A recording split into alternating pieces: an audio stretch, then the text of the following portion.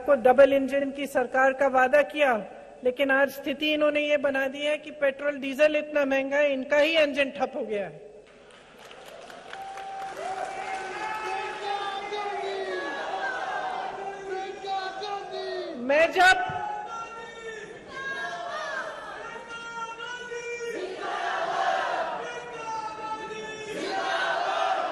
मैं जब अपनी बहनों से मिलती हूँ, वो मुझे बताती है कि कितनी परेशान है।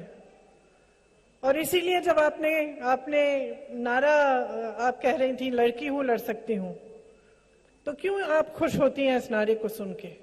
क्योंकि आप जानती हैं कि आपका जीवन संघर्ष का जीवन है। आप जानती हैं कि कुछ भी हो, समाज का बोझ आप उठाती हैं, महंगाई का बोझ आप उठाती हैं, जो परिस्थितियां हैं उसका बोझ हमेशा महिला उठाती है। महिला के पास बहुत ज्यादा मौके नहीं है। महिला के पास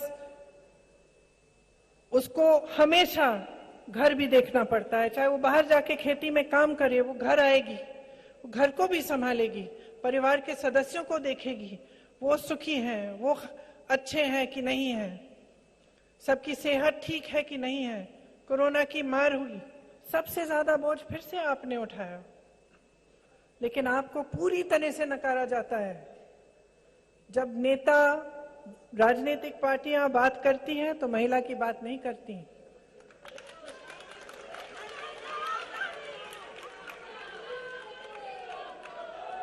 क्या आपको मालूम है कि उत्तराखंड में हर 5 घंटे एक महिला के साथ अत्याचार होता है? हर 5 घंटे। जो पहाड़ी राज्य है, आपको मालूम है कि कितनी मुश्किल होती है स्वास्थ्य सेवाओं को मिलने की। जब आप बीमार पड़ती हैं, गर्भवती होती हैं, तो अक्सर आपको बहुत दूर जाना पड़ता है डॉक्टर से मिलने के लिए या अस्पताल से कोई सुविधा लेने के लिए। क्या किया इस सरकार ने आपके लिए? आपको मालूम होगा कि सबसे ज्यादा बेरोजगारी महिलाओं में ही है। यहाँ तमाम महिलाएं बेरोजगार हैं। आशा बहुएं, आंगनवाड़ी की महिलाएं, उनका मानदेय बढ़ाया भी नहीं गया। कितना समय हो गया है, साल हो गए हैं, और उनका मानदेय वही का वही है। मैं जानती हूँ, उत्तर प्रदेश में काम करती हूँ, वहां आशा बहनें जो हैं, आंगनवाड़ी की बहनें जो हैं, खूब परेशान हैं, संघर्ष करती हैं। जब अपनी आवाज उठाती हैं तो पीटी जाती हैं, उनको जेल में डाला जाता है, उन पर रासुका की धाराएं लगाई जाती हैं। तो आप सोचिए कि कैसी सरकार चल रही है। हर जगह बेरोजगारी है, नौजवान बेरोजगार हैं।